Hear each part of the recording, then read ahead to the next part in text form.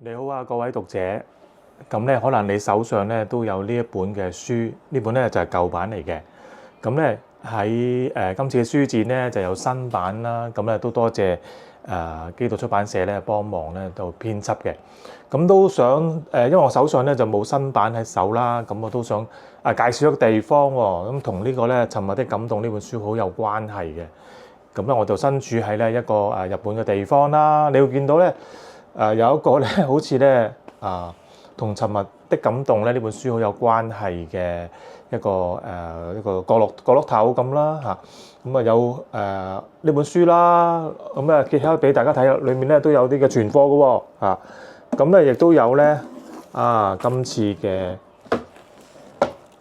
如果你去書展嗰時買呢本新版本嘅書嘅話咧，就有呢一個嘅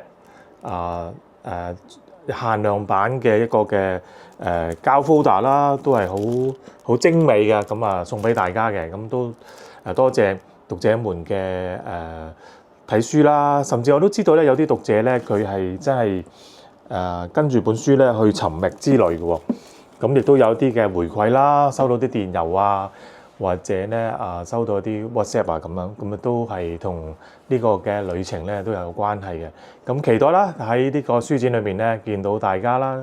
咁我喺日本咧就呢個地方咧，呢個少少嘅沉默嘅角落頭咧，裏面都有好多嘅短宣隊留低嘅嘢啊，或者咧其他唔同嘅內容啊，我都好高興咧喺呢個地方同大家咧即係講一聲即係多謝大家啦嚇，咁就係咁啦。